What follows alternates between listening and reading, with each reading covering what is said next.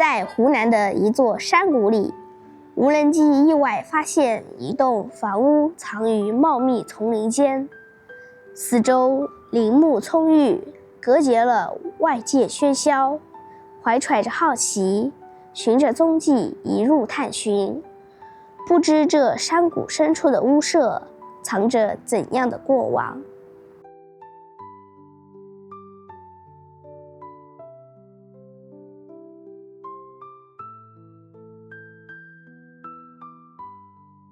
Hello， 大家好，我是阿兰，祝大家朝朝如愿，岁岁安澜。今天我要去我身后的这座大山探访一座古村落。现在我在这座山的入口处，但是我不知道古村落里还有没有人居住。那么好吧，我们现在就去出发吧。嗨，大家好。现在呢，我们要去身后的这座大山。去看一下这个村落里面啊，看是否有人居住。在我镜头的前方，我们还能够看到水泥路。这节水泥路呢，也是去年才开始铺设的。如果我们去年要到这个地方来啊，都是这条泥巴路才能进得来。所以呢，现在呢，我们把车停到这个入口处，然后呢，我们再徒步走到这个深山里面去。好了，现在就让我们出发吧。这座山呢，显得不是特别高啊，大概在200米左右。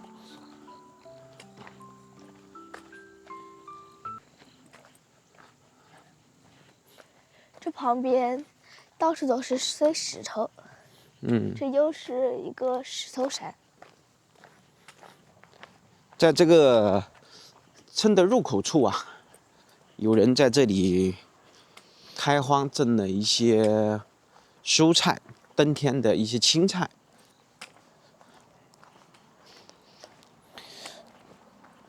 整个这条路宽度还是有接近4米宽，但是呢，这一节呢没有铺设水泥路面，可能这里面住的人不多了。以前呢，这里面是一个古的村落，但是随着这个周边城市建设的发展呢，很多在山谷里面的人呢，陆陆续续都搬到镇里面去，或者是城市县里面去了。因为现在啊，在这些乡村里面已经没有学校了。这边有很多废弃的木头，这里还临时搭建了一个木房子。这个位置不知道当初是做什么用途的，完全废弃在这里了。好冷啊，寒风刺骨。这里以前是不是也有一栋房子在里面？因为这里都还有水泥地面，但是呢，已经看不到残垣断瓦了，完全就是看不到有生活的痕迹了。这边还堆放了许多木材。是的，这上面肯定有村民进入到这个深山里面呢，去收集一些已经腐烂的一些木材，然后方便过冬了。天气会越来越冷。今天我们晚上圈上了更厚的灯章出来了。地上有很多羊粪蛋，山上应该有很多山羊，或者是在山下的居民养的山羊在这里吃草。目前来看，刚刚阿南说过，这个山里面啊，应该是有人养了山羊。这一大片应该都是麦田或者是种菜的地方，现在都荒废了。是，现在我的左手边，大家可以看到以前呢，这里是一块良田。它的水啊，肯定是从这个我右侧的这个沟里面引进来的，要么呢就是从山谷、从山的里面呢，有山泉水，然后呢一直浇灌到这个地方。但是呢，现在这里已经完全荒废了，没有多少年轻人愿意来种田。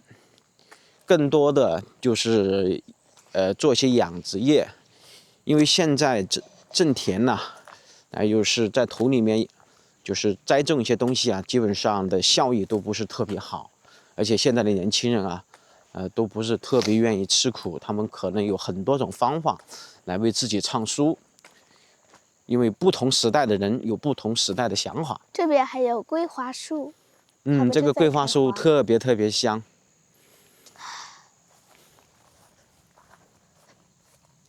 这里是成片的特意栽种的这种桂花树。当初啊，在10多年前，这种桂花树啊还是比较紧俏，尤其是一些家庭啊比较有钱的，然后呢，在一些城市愈发上啊，他们会栽种一些桂花树。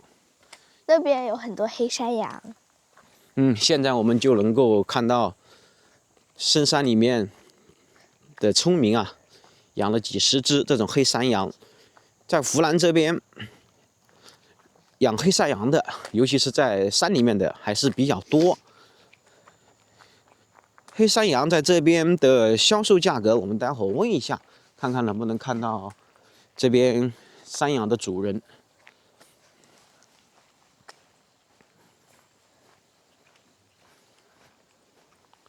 全都是黑山羊。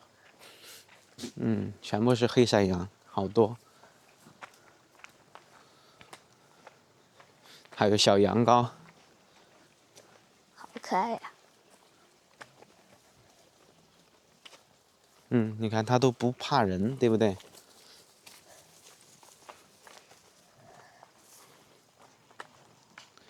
小羊羔，母羊，在这边。好了，这里呢是成片的桂花树。刚刚有说过，在10-20年前，这个桂花树啊，特别畅销，像一些小区，还有一些特殊的一些办公场所，他们都会栽这种桂花树啊，特别给人呐心旷神怡，非常好的一个品种树木。哎呦，这样看起来，这个养山羊的这户人家，养了接近有100多只这种黑山羊。整个这一片过来，我们看到了非常多的羊。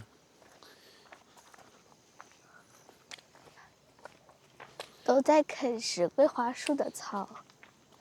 这种是以前这些桂花树的地方啊，全部属于农田，但是现在完全就是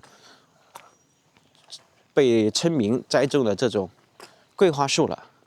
右侧呢，这条河流呢，应该还是有一些水，这里面的水呢也还是非常的清澈，所以啊，在山里面呢，这些水的资源呢还是比较充沛的，常年不断的这种山泉水会流到山脚下来。哎，我发现，在城里、县里，这些桂花树，它们的花都已经枯萎了。它们这里的这些花，正好是在怒放的时候。这个是属于9月桂花。桂花它有很多种，它不单单只有8月15左右开桂花，还有很多不同的品种，它的花期是不同的。但是这一种最好的桂花的香味是农历的8月份以后的桂花，香味更加的浓郁清香。哇，看这棵树，它连一点叶子都没有了，它还在开花。这个植物就不知道是什么花了。我们看一下啊，镜头拉近点看一下。它整棵树基本上都没叶子，但是它还是在开着白色的小花。这个花我们就不认识了，好吧？我们现在继续往前走。它应该可能是先开花后长叶的树。现在呢，我们就已经走到了这个山里面了。整座这个山啊，周围啊，属于这种山挨着山。虽然整座山不高，但是每座山它整个是环绕在四周。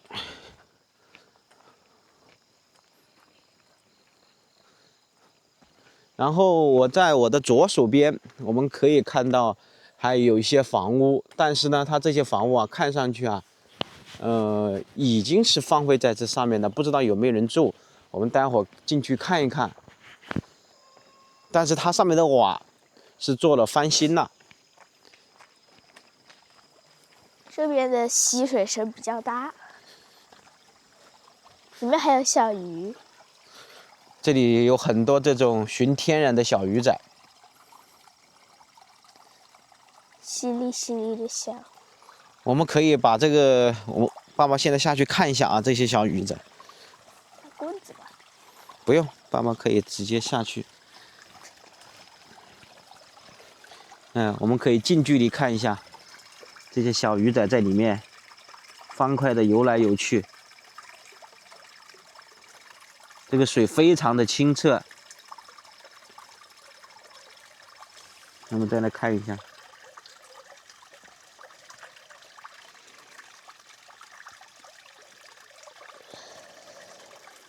好，现在呢，我们就去山里面吧。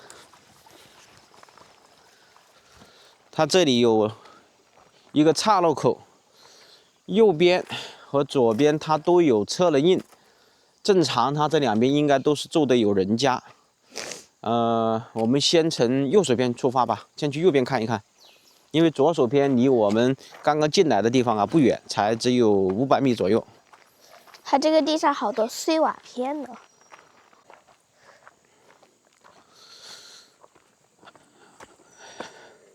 我们沿路一直往这个山里面走啊，整个左手边这一片都是成片的田地，完全荒废了。这些田地没有任何公证的痕迹，可能荒废了接近有3、4年都有可能，或者是更长时间。以前这里啊，可能是有人居住，因为这里还建了一座简易的桥，用石头搭建的。从这个里面到深山里面，应该是有居民的以前，但是呢，我们待会用无人机飞下看看这个山里面还有没有人住。我们先再往前走一下。这里堆积了很多石块，以前这里应该是有房子的。这里到处都是这种长了狗尾巴草，还有现在开花的这种白色的小小的这种小花，完全荒废了。我们现在站在这个位置，再来看身后的这些建筑，就能看得稍微比较清楚一点。这里大概住的有1户、2户、3户、4户、5户到6户人家吧，在我身后。基本上也是泥巴房，只看到了有2栋横砖房结构，其他的都是那种泥巴房子。这里非常安静，只能基本上听到虫鸣和鸟叫。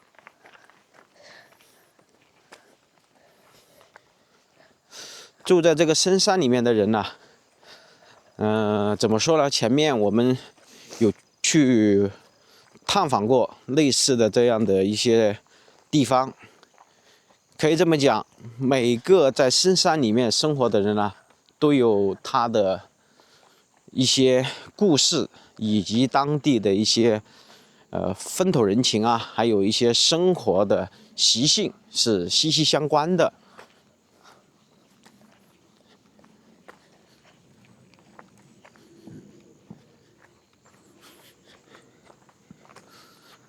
以前有句歌词说得好嘛，故事里的事也是事。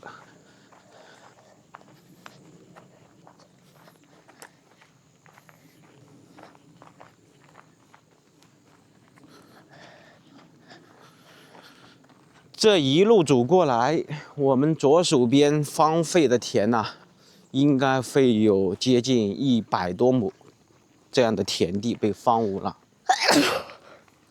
非常的可惜。这边还拉了有电线杆。现在呢，我们沿路走过来啊，都有这种电线杆，甚至还有用竹子临时支撑起来的一个作用。那么我们一楼走进去，现在可以判断里面应该还是有人住，但是住在这里面的人是本地居民，只是说生活起居，还是说以前住在这深山里面的人，他们去城里面生活，然后呢又在这个地方进行种植业，像种植我们左手边的这些经济这个作物、农作物，还有呢就是养殖山羊、黄牛以及鸡、鸭、鹅这些，来给他们唱书。现在我们不得而知，待会儿我们进去看看能不能碰到人，或者是看到当地生活的居民。目前我们走进来，走了接近有25分钟，一路过来还没有看到一位当地的居民，甚至是从我们身边经过的人都没有，连骑摩托车的都没有。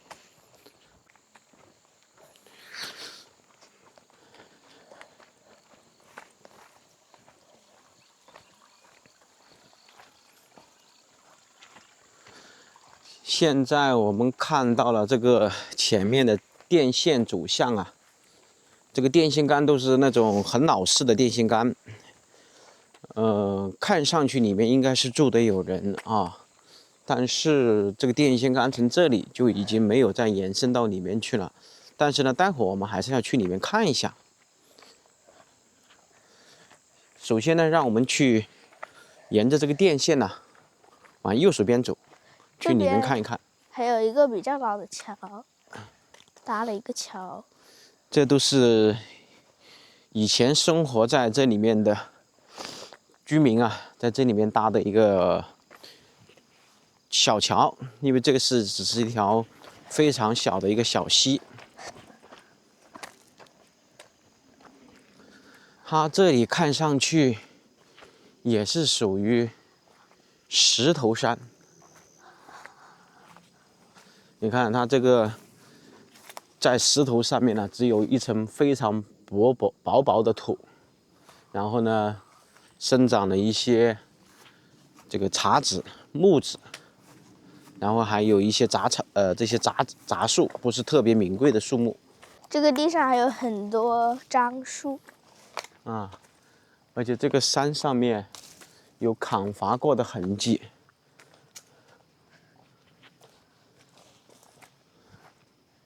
这种树是像毛茸茸的，它这种树，它的树干上都长了很多绒毛。好吧，我们往前走。在这里面呢，它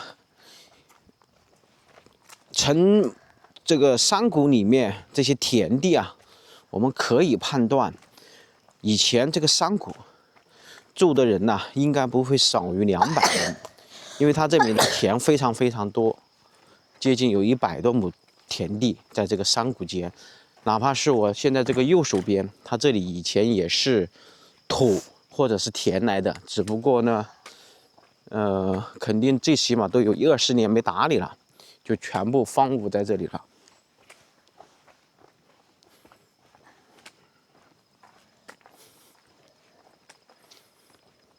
这里还有2棵长得非常高大的树。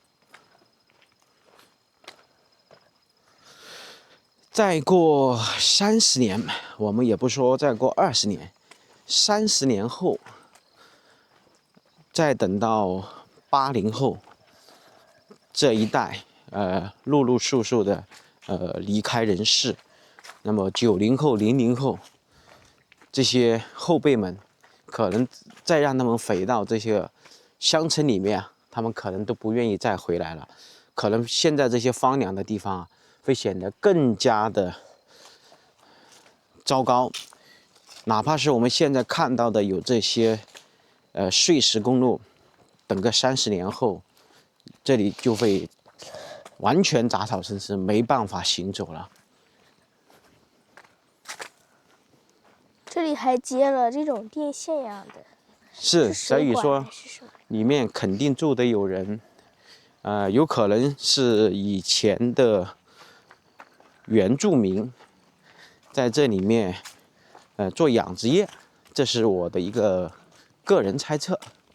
因为刚刚在这个进来这个山谷的口子边，我们看到，有人放养了100多头黑山羊，但是呢，我们没有看到有主人在旁边，是不是还在这个山谷里面？我们先进去看一下，因为我们刚刚通过无人机啊，看到这个山谷里面，确定是有一栋孤零零的房子在里面。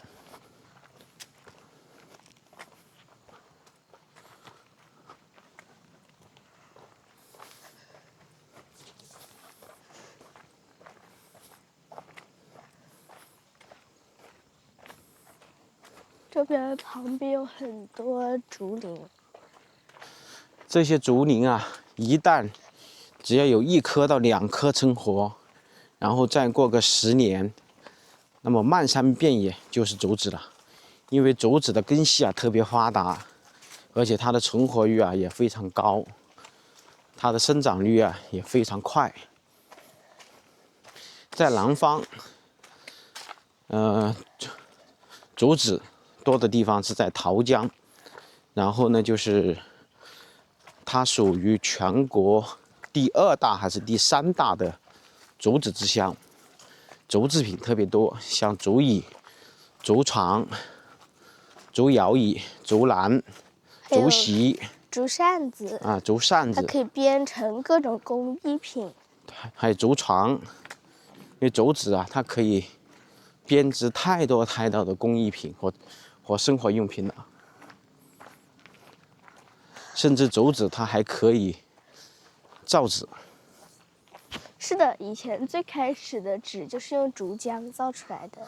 我们后期会去拍一期用竹子造纸的一个非遗项目，大家到时候后期可以记得关注我们，到时候我们会实地探访拥有这些技术的老人，甚至他们还保留用竹子造纸的这个整个生产流程，甚至他们现在造的纸还在卖，还在使用。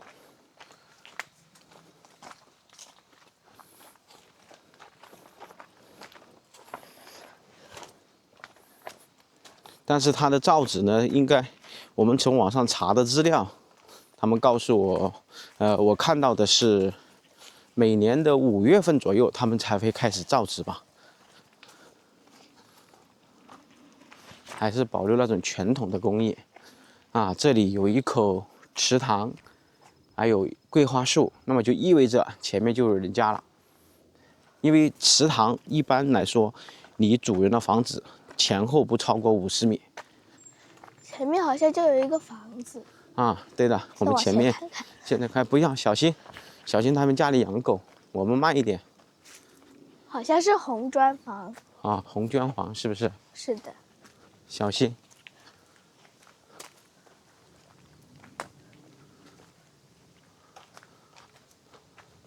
啊，他这个房子还修得非常大气嘞。啊，他这里养的蜜蜂。这个好像废弃了吗？好像是废弃了。啊，这里好多蜂箱，应该是山口的村民或者是这位居民养的吗？我们进去看一下。小心啊！啊，这栋房子荒废在这里了。没人了。啊，没有人居住了。它也不是一个养殖场，它是以前，仅仅这一户人家。现在也搬走了。居住在这里。这个地方还是养牲畜的。啊，这里以前它是一个养猪场，养猪啊，养鸡呀。啊，我们看一下，它这个猪场还比较大，然后那里还有新的养蜂箱，你看还有蜜蜂从里面飞出来，这是新做的，所以这里啊经常有人到这里来采摘蜂蜜。这里还有瓜藤。这个瓜藤应该是野生的，但是它现在没办法再结南瓜了，因为天气已经转凉了。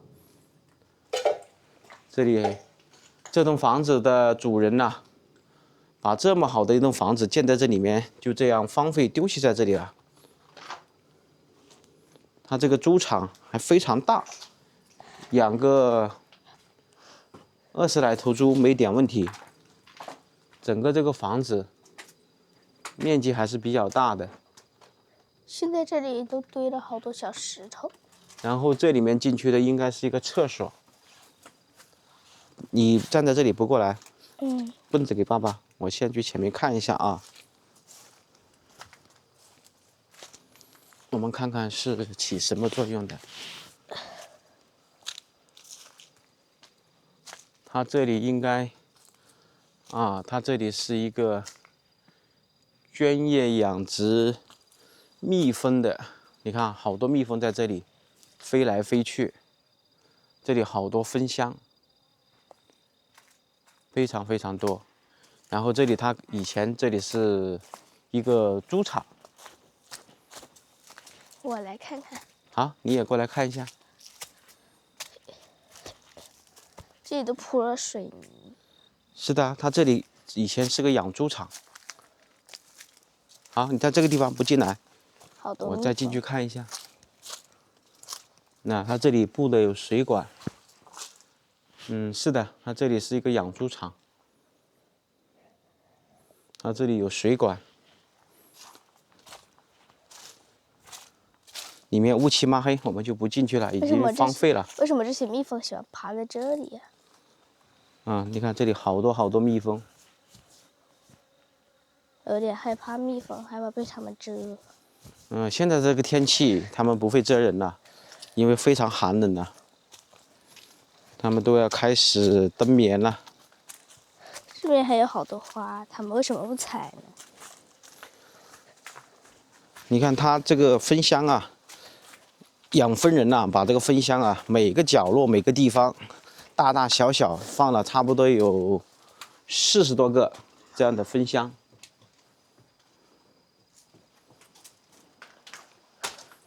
这还有一袋已经干燥的水泥。这个水泥已经没有用了。我们去这里面看一下这个房子。这里呢，以前是还有马蜂住的巢，已经被弄毁掉了。不对呀，这个不像是马蜂住的。马蜂住的应该是那种有吊起来的，这个好像是那种土蜂吧。这里呢是厨房，也是。这里有一个蜂箱。废弃在这里了。这里还有水泥。这里呢是一个厕所。这个房子上锁了。我们不知道是怎样的人家建这么好的房子，就完全把它废弃在这里了。可能。而且这个房子建的还比较不错，到处都是水泥封的这个草坪，以及整个墙面道具都贴的是瓷砖。所以这户人家呀，当初建这个房子也是花了很多的资金，因为我们刚刚一路走进来啊，都不是一条非常好走的路，所以当初修这间房子，这个主人啊也是费了9牛2虎之力，好不容易把这个房子修起来。